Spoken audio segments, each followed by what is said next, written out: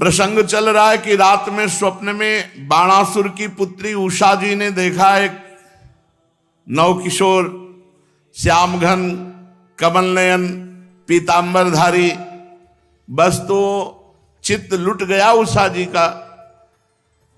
अब वो जगी और हा प्रीतम ऐसा पुकार उठी। तो सब सहेलियां पास थी, उन्होंने कहा बिना प्रीतम के प्रीतम कैसे पुकार उठी। संकुचित हो गई उषा जी। उनकी चित्रलेखा नाम की एक मित्र सखी थी जो योगिनी थी, आकाश मार्ग से चल सकती थी और जितनी रचना ब्रह्मा जी की है सबका चित्र बना सकती थी। उन्होंने कहा कि प्रिय सखी तुम उदास मत होइए, मैं अनुमान से कह रही हूं कि तुम्हारे स्वप्न में कोई देव सुंदर पुरुष आया और तुम्हारे चित्त का अपहरण कर गया, तभी तुम जगते हुए एकदम कहा हा प्रीतम तुम कहां हो। तुम कहा तो कहा तुम क्षोभ मत करो, शोक मत करो, मैं अभी चित्र बनाती हूं। बस चित्र को तुम बता देना कि ये यही है, बस इतने में हम उसका अपहरण करके लाएंगे और आपके पास आपको मिला देंगे। गंधर्वों के, नागों के, पन्नगों के, विद्याधरों के, देव के सबके चित्र बनाते चली गई। जब यदुवंशियों में श्री वसुदेव जी का बनाया तो कहा इसी वंश में। जब श्री कृष्णचंद्र जी का बनाया कहा हाँ बिल्कुल ऐसे ही। जब प्रद्युम्न जी का बनाया तो कहा ठीक बिल्कुल ऐसे ही। और जे ही अनिरुद्ध जी का बनाया तो कहा यही है, यही हमारे चित्त को चुराने वाले। तब चित्र लेखा जी ने कहा ये तो बहुत कठिन जगह तुम्हारे नेत्र लड़े, ये तो भगवान श्री कृष्ण द्वारिकाधीश के पौत्र हैं, प्रद्युम्न पुत्र अनिरुद्ध। पर फिर भी मैं तुम्हारे काज के लिए चाहे प्राणों का बलिदान करना पड़े, मैं अवश्य इनका अपहरण करूंगी। आकाश मार्ग से चित्रलेखा जी द्वारिकापुरी पहुंचे। वहां सुदर्शन चक्र, सुदर्शन जी से प्रार्थना की कि आप जानते हैं कि भगवान का ही ऐसा कोई विधान होगा कि उषा जी के स्वप्न में भगवान के पौत्र का दर्शन हुआ, तो आप थोड़ा साइड हो जाइए, हम अपहरण करते हैं अनिरुद्ध जी का। अनिरुद्ध जी महल में पलंग में थे, पलंग सहित उठाया और आंगन से आकाश मार्ग से बाणासुर के महल में उषा जी के पास अनिरुद्ध जी को विराजमान कर। अब तो उषा जी के आनंद का ठिकाना नहीं, जो स्वप्न में देखा था उनको साक्षात देख रही। धीरे धीरे अनिरुद्ध जी से इतनी प्रीता बढ़ी कि अनिरुद्ध जी भी भूल गए द्वारिकापुरी।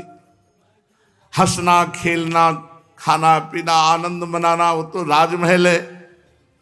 एक दिन उषा जी किसी कार्य से, तो जो वहां के वृद्ध सैनिक थे सुरक्षा में, तो वृद्ध ने देखा उषा जी को प्रसन्न मुद्रा में, तो कुछ ऐसे लक्षण भी देखे। उन्होंने जाकर के बाणासुर से कहा महाराज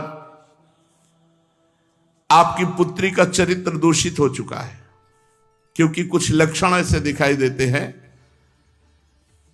बाणासुर ने कहा कि क्या चूक हो गई पहरे में? महाराज रात दिन ऐसा कड़ा पहरा है कि पक्षी भी प्रवेश नहीं कर सकता बिना आज्ञा के, फिर पुरुष की तो बात जाने दो। बाणासुर एक छोटी सी सेना लेकर महल में, वहां जे ही दरवाजा खुलाया तो देखा भगवान के चतुर्व्यूह अवतार हैं, जैसे राम लक्ष्मण भरत शत्रुघ्न, ऐसे वासुदेव संकर्षण प्रद्युम्न अनिरुद्ध भगवत स्वरूप। अनिरुद्ध जी उषा जी के साथ चौसर खेल रहे थे और सब सखियां सहेलियां सेवा में। अनिरुद्ध जी ताड़ गए कि 1000 भुजा वाला ये बाणासुर ठीक नियत से नहीं है। तो एक दौड़कर परिग उठाया और जितने सैनिक थे सबको मार डाला। बाणासुर ने, मेघनाथ ने जिस मंत्र का प्रयोग करके नागपाश से राम जी और लक्ष्मण जी को बांधा था, उसी नागपाश से अनिरुद्ध जी को बांध दिया। अब अनिरुद्ध जी बंधन में युक्त हो गए। इतने में देवर्षि नारद जी पहुंचे। नारायण नारायण नारायण। द्वारिकाधीश जी महाराज की जय हो। प्रभु सूचना देते हैं कि बाणासुर ने अनिरुद्ध जी को बंदी बना लिया है। बोले हाँ यही तुम जानना चाहते थे। अनिरुद्ध जी 4 महीने हो गए यहाँ से अपहरण कर ले गया। कोई बोले हाँ योगिनी चित्रलेखा, जो बाणासुर का मंत्री कुंभांड है उसकी पुत्री है, और आप शीघ्र पहुंचे, अनिरुद्ध जी नागपाश में बंधे हुए हैं। अब तो भगवान बलराम जी, श्री कृष्ण, प्रद्युम्न और भी सात्यकी, कृतवर्मा, बड़े बड़े वीरों ने सेना सजाई और शोणितपुर बाणासुर की राजधानी आक्रमण कर दिया। जब बाणासुर ने देखा कि हमारी राजधानी पे आक्रमण कर दिया यदुवंशियों ने, तो तुरंत सूचना पहुंचाई। तो भगवान शंकर ने वचन दिया था बाणासुर को कि तुम्हारी राजधानी की रक्षा हम करेंगे। तो भगवान शंकर वृषभ राज नंदी पर सवार होकर के स्वामी कार्तिकेय अपने सैनिकों के साथ सामने आमने आ गए। इधर भगवान श्री कृष्ण बलराम, इधर महादेव जी और कार्तिकेय स्वामी, देव सेनापति स्वामी कार्तिकेय, महान बलशाली भगवान शंकर पुत्र। अब तो बड़ा विशाल घमासान युद्ध, रोंगटे खड़े कर देने वाला। भगवान शंकर जी से भगवान श्री कृष्णचंद्र जी और प्रद्युम्न जी से स्वामी कार्तिकेय का युद्ध होने लगा। बलराम जी कुंभांड कूपकर्ण से युद्ध करने लगे। बाणासुर के पुत्र के साथ सांब और बाणासुर के साथ सात्यकी भिड़ गए। बड़े बड़े देवता, ऋषि मुनि, सिद्ध, चारण, गंधर्व, अप्सराएं ये विमानों पर चढ़कर युद्ध देख रहे। भगवान श्री कृष्ण ने सारंग धनुष खींचा और भगवान शंकर जी की सेना पर प्रहार किया। शंकर जी की सेना भूत, प्रेत, प्रमथ, गुहक, डाकिनी, यातुधान, बेताल, विनायक, प्रेत, मातृगण, पिशाच, कुष्मांडा, ब्रह्म राक्षस, ये सारंग धनुष से छूटे हुए बाण से सब भगदड़ मच गई। भूत प्रेतों में, बेताल विनायकों में। पिनाक पाणे भगवान शंकर ने पिनाक पर प्रत्यंचा चढ़ाई। जैसे श्री कृष्ण का सारंग धनुष, ऐसे भगवान शंकर का पिनाक। भांति भांति के दिव्यास्त्र पिनाक पे जे भी चढ़ाते हैं तो भगवान श्री कृष्ण उसकी काट पहले ही सारंग से चढ़ा के छोड़ देते, वो शांत हो जाता है।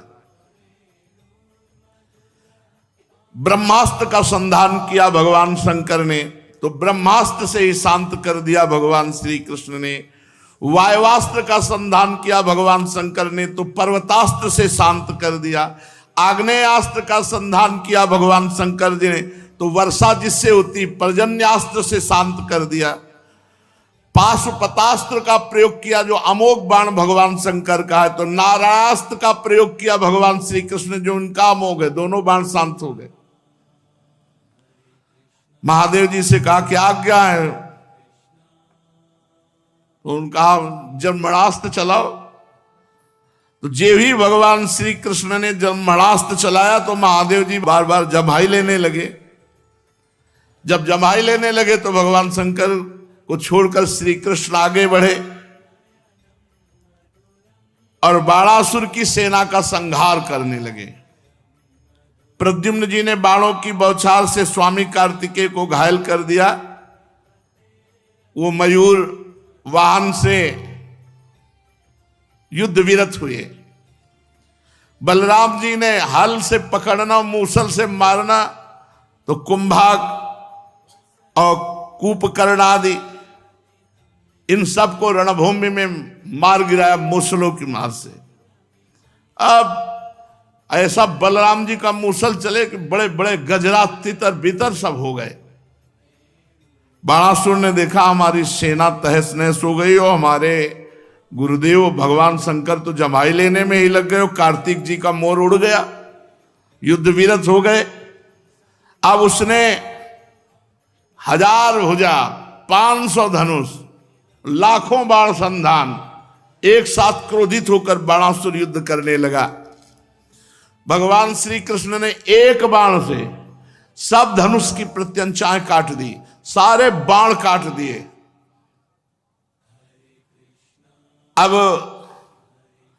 भगवान श्री कृष्ण ने पांचजन्य शंख की ध्वनि की और सारथी, घोड़े सब बाणासुर के नष्ट कर दिए। अब बाणासुर को मारने ही वाले थे कि कोटरा नाम की एक देवी बाणासुर की धर्म माता थी। उसने बाणासुर की रक्षा के लिए अपने वस्त्र उतार दिए।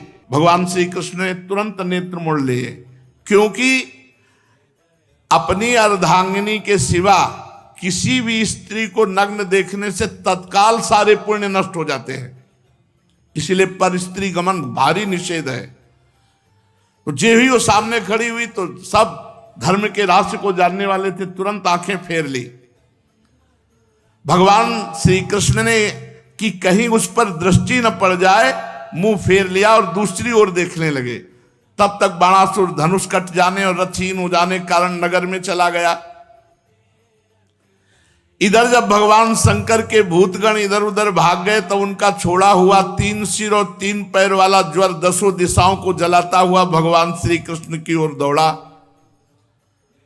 भगवान श्री कृष्ण ने उसे अपनी ओर आते देख करके उसका मुकाबला करने के लिए वैष्णव ज्वर छोड़ा। अब वैष्णव ज्वर और माहेश्वर ज्वर में आपस में युद्ध होने लगा। अंत में वैष्णव ज्वर के तेज से माहेश्वर ज्वर पीड़ित होकर चिल्लाने लगा और अत्यंत भयभीत हो गया। जब कहीं त्राण नहीं पाया तो नम्रता से हाथ जोड़कर भगवान श्री कृष्ण की शरण में गया और प्रार्थना करने लगा, नमामि त्वानंत शक्तिं परेशं सर्वात्मानं केवलं ज्ञप्ति मात्रं विश्वोत्पत्ति स्थान संरोध हेतुं यत्तद् ब्रह्म ब्रह्मलिंगम प्रशांतम। प्रभु हे श्री कृष्ण, आपकी शक्ति अनंत है। आप ब्रह्मादीश्वरों के भी परम महेश्वर हैं। आप सबके आत्मा और सर्वस्वरूप हैं। आप अद्वितीय केवल ज्ञान स्वरूप हैं। संसार की उत्पत्ति, स्थिति और संहार इसके कारण आप ही हैं। प्रभु, आपके शांत, उग्र और अत्यंत भयानक दुस्सा तेज ज्वर से मैं अत्यंत संतप्त हो रहा हूं।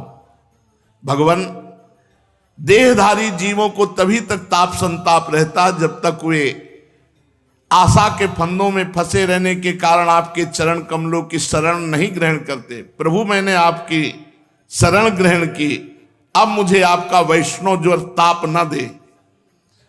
तब भगवान श्री कृष्ण ने कहा, त्रिशरा माहेश्वर ज्वर से मैं तुम पर प्रसन्न हूं। अब तुम वैष्णव ज्वर से निर्भय हो जाओ। संसार में जो कोई हम दोनों का संवाद स्मरण करेगा उसे तुमसे कोई भय नहीं रह जाएगा। भगवान श्री कृष्ण के इस प्रकार कहने पर माहेश्वर ज्वर उन्हें प्रणाम करके चला गया। तब तक बाणासुर रथ पर सवार होकर भगवान श्री कृष्ण से युद्ध करने के लिए फिर आ गया। बाणासुर ने अपने 1000 हाथों में तरह तरह के हथियार ले रखे थे। अब अत्यंत क्रोध में भरकर चक्रपाणी भगवान श्री कृष्ण पर बाणों की वर्षा करने लगा। भगवान श्री कृष्ण ने देखा कि बाणासुर ऐसे नहीं मानेगा, तो सुदर्शन चक्र का स्मरण किया। स्मरण करते सुदर्शन चक्र हाथ में आ गए और आदेश किया, जाओ इसके अस्त्र शस्त्र और भुजाएं भी काट डालो। बस इतना ही आदेश। जितना आदेश होता है उतना सुदर्शन जी करते हैं। अस्त्र शस्त्र काट दिया और भुजाएं काट दी। जब चक्रधारी भगवान का चक्र, तो भगवान शंकर आ गए और कहा, त्वं ही ब्रह्म परम ज्योतिर गूढ़म ब्रह्मणि वाङ्मये यम पश्यन्त्यमलात्मान आकाशमिव केवलम। प्रभु, वेद मंत्रों में तात्पर्य रूप से छिपे हुए परम ज्योतिष स्वरूप पर ब्रह्म आप हैं। शुद्ध हृदय महात्मा गण आपके आकाश के समान सर्वव्यापक निर्विकार स्वरूप का साक्षात्कार करते हैं। हे समस्त भुवनों के पालक, आप सजाति विजाति स्वगत भेद से रहित एक अद्वितीय आदि पुरुष है। प्रभु, जैसे सूर्य अपनी छाया बादलों से ही ढक जाता है और उन बादलों तथा विभिन्न रूपों को प्रकाशित करता है, उसी प्रकार आप स्वयं प्रकाश हैं, परंतु गुणों के द्वारा मानो ढक से जाते हैं। इसीलिए कोई जल्दी देहाभिमानी आपको जान नहीं पाता। प्रभु, वास्तव में आप अनंत हैं। आपकी माया से मोहित होकर के लोग स्त्री पुत्र देह गेह में आसक्त हो जाते हैं, फिर दुख के अपार सागर में डूबने उतराने लगते हैं। संसार के मानवों को ये मनुष्य शरीर इसलिए आप कृपा करके देते हैं, इस मानव शरीर को पाकर इंद्रियों को वश में किया जाए और आपके चरण कमलों का आश्रय लेकर भजन किया जाए। जो मनुष्य शरीर प्राप्त करके आपका भजन नहीं करते, वो अपने आप को धोखे में डाल रहे हैं, अपने आप को धोखा दे रहे हैं। भगवान शंकर ने कहा, हे देव देव, ये बाणासुर मेरा कृपा पात्र है, सेवक है, और मैंने इसे अभय दान दिया है। तो प्रभु, जिस प्रकार इसके परदादा प्रहलाद जी पर आपका कृपा प्रसाद, वैसे इस पर भी कृपा प्रसाद होना चाहिए। भगवान ने सुदर्शन जी को रोक दिया, तब तक 4 भुजाएं बची थी। 1000 भुजाओं में 4 भुजाएं बची थी, सब काट दिए थे सुदर्शन जी ने। भगवान श्री कृष्ण ने कहा, महादेव जी, प्रभु, मैंने वही किया जो आप चाहते थे। आप जैसा चाहते थे वैसे ही मैंने कर दिया है, अपनी तरफ से कुछ नहीं किया। आपका सेवक है, आप जितना चाहते, 4 भुजाएं हैं इसके, अब मैं इसे निर्भय कर देता हूं। मैं जानता हूं कि बाणासुर दैत्यराज बलि का पुत्र है, इसलिए इसका वध तो कर ही नहीं सकता, क्योंकि मैंने प्रहलाद जी को वर दिया था कि तुम्हारे वंश में पैदा होने वाले किसी दैत्य का आज के बाद कभी वध नहीं करूंगा। इसका घमंड चूर करने के लिए मैंने इसकी भुजाएं काट दी। इसकी बहुत बड़ी सेना पृथ्वी के लिए भार हो रही थी, इसलिए मैंने उसका संहार कर दिया। अब इसकी 4 भुजाएं बच रही, ये अजर अमर बनी रहेंगी। ये बाणासुर आपके पार्षदों में मुख्य होगा, अब इसको किसी से किसी प्रकार भय नहीं होगा। जब बाणासुर ने यह सुना कि मैं निर्भय कर दिया गया हूं, तब आया और भगवान श्री कृष्ण के चरणों में माथा टेका और कहा, प्रभु, अब आप चिंता न करें। और महल में जाकर अनिरुद्ध जी को नागपाश से मुक्त किया, अपनी पुत्री उषा को लाया और भगवान के हाथ में, ये प्रभु, आपका ये पौत्र और ये मेरी पुत्री, आप स्वीकार करें। महादेव जी ने भी सम्मति की। वस्त्रालंकार से विभूषित उषा और अनिरुद्ध जी एक अक्षौणी सेना के साथ द्वारिका के लिए प्रस्थान किया। द्वारिका सजाई गई, अनिरुद्ध जी और उषा जी का ब्याह हुआ। जो अनिरुद्ध जी उषा जी के मिलन को, भगवान शंकर और श्री कृष्णचंद्र जी के युद्ध को, इस गाथा को प्रातः काल सुनेगा तो वो किसी भी मार्ग में पराजित नहीं होगा, वो विजय को प्राप्त होगा और उसके पाप नष्ट हो जाएंगे।